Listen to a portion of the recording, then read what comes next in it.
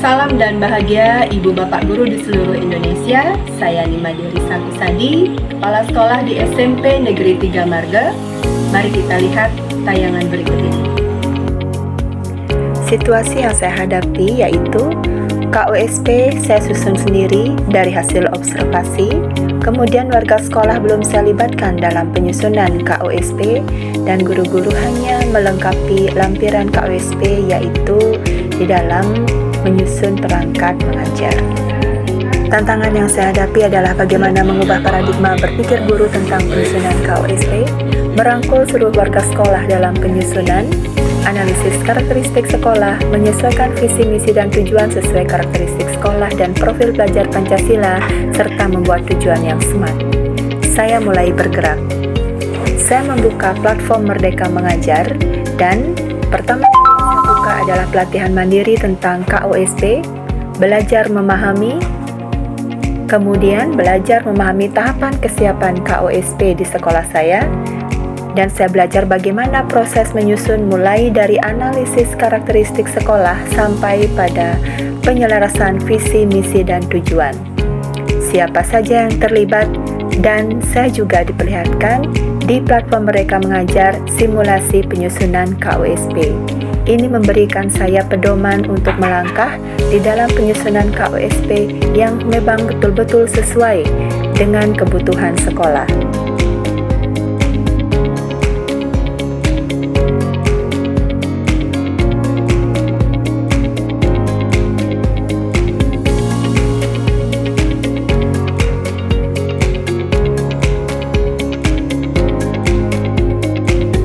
Setelah saya mempelajari VMM, saya mulai mempraktikkan penyusunan KOSP di sekolah saya. Pertama, saya mengundang pengawas sekolah, kemudian mengajak siswa dalam penyusunan KOSP. Tidak lupa juga peran penting dari orang tua di dalam menyusun kurikulum operasional satuan pendidikan. Saya meminta pendapat dari orang tua tentang apa yang sudah baik yang ada di sekolah ini, kemudian apa yang perlu ditingkatkan lagi, baik dari segi prasarana dan sarana maupun dari segi pembelajaran. Dan pengawas pun memberikan pengarahan tentang pentingnya profil belajar Pancasila di dalam penyusunan visi, misi, serta tujuan sekolah. Di sini, guru-guru dan peserta didik saya ajak untuk memulai tahapan, mulai dari merefleksi apa yang sudah baik dan belum baik melalui forum, group discussion. Kemudian yang kedua, bagaimana mereview visi, misi, dan tujuan dengan metode SMART. Jadi tujuan tersebut menggambarkan tujuan yang memang betul-betul spesifik, measurable dapat terukur, achievable dapat tercapai, relevan sesuai dengan kebutuhan sekolah, dan time bound ada batasan waktu.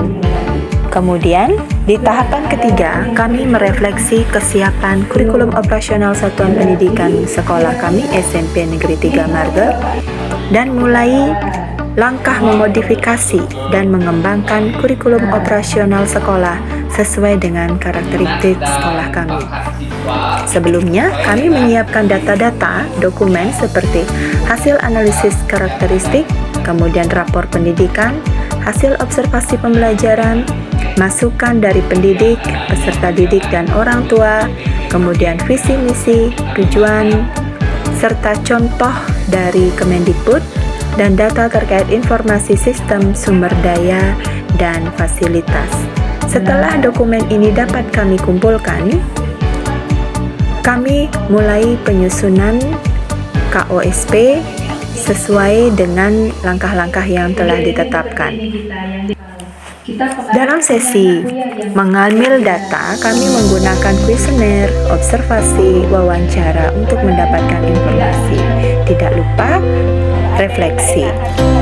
Dari hasil diskusi, data, dan hasil analisis, kami kemudian mulai mereview KOSP yang telah dibuat.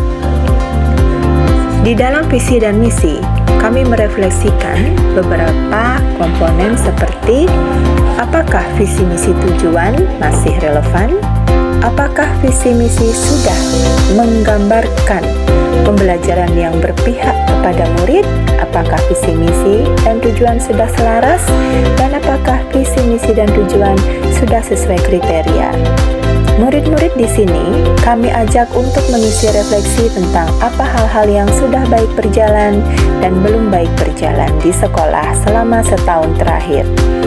Di sini hasil akan direkap.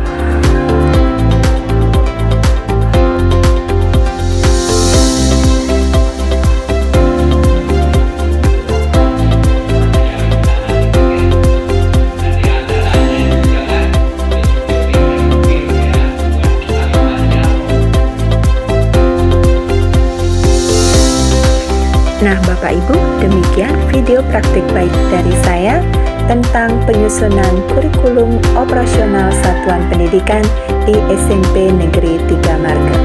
Semoga bermanfaat dan bisa menjadi inspirasi Bapak Ibu di dalam penyusunan KOSP di satuan pendidikan Bapak Ibu. Terima kasih, salam dan bahagia.